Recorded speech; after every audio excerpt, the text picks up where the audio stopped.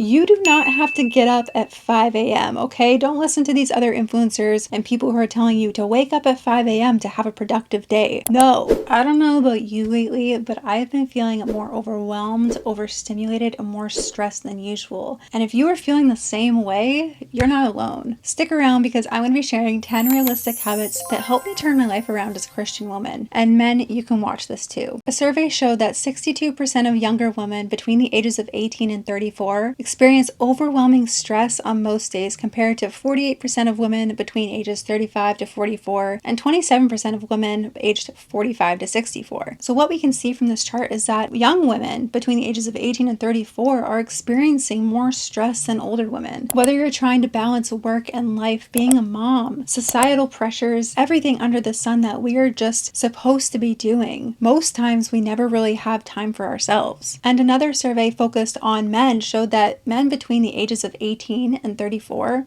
are also experiencing stress, about 51%. If you haven't watched my recent videos, I recently posted a video about why I took about a month or so off of social media. I quit posting. So I want to share with you guys 10 habits that I did to really help me just get rid of the stress in my life and get some more peace of mind, peace of spirit, peace of just mental health in general, and I hope that you guys can apply these to your lives too. The first step that I made sure I implemented in my everyday life was having a consistent wake up time. I work a full-time job outside of social media, so I have a normal wake up time, but there are days where I'm off work and I make sure that I'm getting up at least by 8:30 a.m. every morning. You do not have to get up at 5 a.m., okay? Don't listen to these other influencers and people who are telling you to wake up at 5 a.m. to have a productive day. No, that is not going to be sustainable long term, especially if you do have a busier lifestyle or have kids or anything like that. You aren't going to be able to get up at 5 a.m. every single day and keep that up consistently. Pick a time that's best suited for you. Pick a time that makes you feel good. I found that if I woke up at 8:30 at the latest in the morning, I could still have a rewarding and productive day without feeling overly tired and like I need 10,000 cups of coffee just to get through the first half of my day. Find a time that works for you and try to stick to that. The second thing I tried to do every single day was getting into the Word. Now, this doesn't happen every day because, let's be honest, it's the first thing as a Christian to be put on the back burner, which is not how it should be, but that's how it is, okay? Just pointing out the reality of it. But set aside a time every single day to get in the Word. It doesn't have to be the same time every day,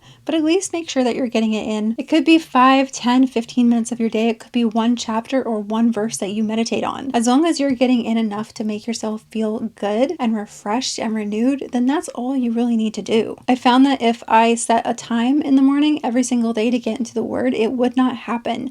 And then I'd spend the rest of the day feeling like a failure as a Christian. I found not pressuring yourself to conform to a certain time or a certain routine helped me be more productive in the long run. The third thing I did was make sure I got at least 20 minutes of exercise a day, whether this is just walking my dog, going on an independent girly prayer walk, going to the gym, hitting the treadmill, taking my Kindle and just walking, just anything to get some movement in. And if you're feeling ambitious, try a new workout class once a week. Once you start being consistent, you're going to see results, and I have just started seeing results, so I'm super happy about that. But this really helped me make me feel like I got my life together, at least a little bit, and I really encourage you guys to do the same because first of all, it's great for our bodies, it's good to get outside and get some fresh air, and you're gonna reap the rewards of it. Our body is a temple of God and we need to take care of it. Number 4, and this might be a little controversial, but taking supplements. And not a lot of people like taking supplements, but I found for me personally, taking some of the supplements I'm taking has been really great at helping me have more energy, less stress, I don't feel as tired, and it's just been overall really good for me and my well-being. Sometimes we all just need an extra little boost to feel our best. And when we feel our best,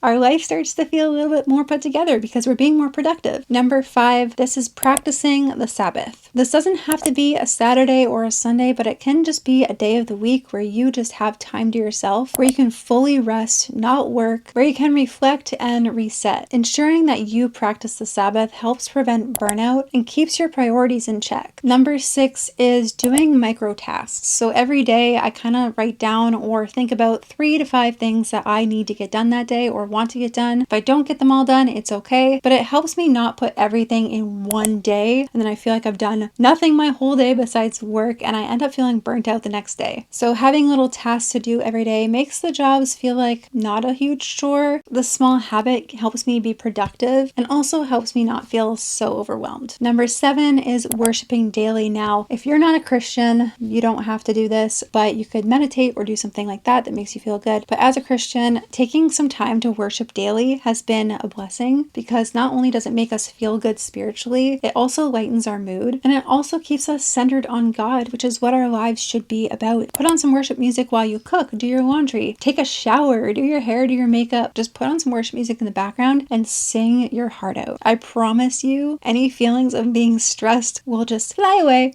Number 8, and I found this one to be the most beneficial for my sleep cycles, and this is reading before bed. This helps you settle down for the night, and it also helps you not get in so much blue light. And a fun fact, blue light actually prohibits our body from making melatonin. So if you are looking at a screen before bed, you're going to have a harder time falling asleep. I typically read on a Kindle, but because you can adjust the settings and make it a warmer setting and put the brightness really low, it doesn't really affect you that much. I find I fall asleep really fast. Like, I can't even finish a chapter, and I end up rereading the same thing over and over again, and then I'm like, okay, I gotta go to bed. But I find that if I'm looking at my phone or watching TV or on my laptop watching YouTube, I don't fall asleep until like 1 or 2 in the morning, and that's hours after I had tried to go to bed. So turn off the blue light, allow your body to create the melatonin it needs to fall asleep, and turn off the screens. Put them away from you, put your charger for your phone away from your bed so you can't just reach for it, and try to calm your senses down a little bit. Number 9 is learning to say no. And this is hard for a lot of people, especially if you're a massive people pleaser, but learning to say no helps you focus on your own well-being more than pleasing other people. If you are faced with situations where you are given a choice to go or do something that doesn't align with your morals or your goals, saying no is going to benefit you more than saying yes will. And if you start saying yes to things that you don't want to do, you're going to feel overwhelmed. You're going to feel stressed. You're going to feel guilty. You're going to feel all the bad feelings. And we don't want that. We want to simplify our life and be filled with Jesus's peace, because that is how we're going to get back on track with our lives, back on the right track at least. Prioritizing our mental well-being is the key to taking our life back. Number 10, and this one might be a little hard for you mamas out there, but taking some alone time, even if it's just 10 to 15 to 30 minutes, it can be so beneficial just to take some alone time. Our brains need some time to just shut down for a little bit. If you have people constantly asking things of you, demanding things of you, touching you, you're going to feel overstimulated and overwhelmed. And that's really bad, because you're going to end up snapping at the people you love, and we don't want that. So some of you don't know me very well, but I am a very anxious person, a very overwhelmed person. I'm overstimulated most of the time, which leads to me just being super grumpy, and I don't want to talk to anybody, and I get a lot of tension in my shoulders. So incorporating these habits into my everyday life has been a great way to relieve stress, to prioritize my mental well-being and my physical well-being and my spiritual well-being. So I hope that these tips help you just really take your life back, get back on the right track, and help you just feel less stressed in your everyday life. But we want that 62% for women and 51% for men to come down dramatically, and this is the way we're going to do it. Thank you guys so much for watching this video. If you have a favorite task or a habit that you do that helps you relieve stress in your everyday life, please comment it below. I'd love to hear your tactics for how you just get your life back on track and what makes you feel good. Make sure you subscribe and like the video if you haven't already. Thank you guys so much for being here. God bless, and until next time.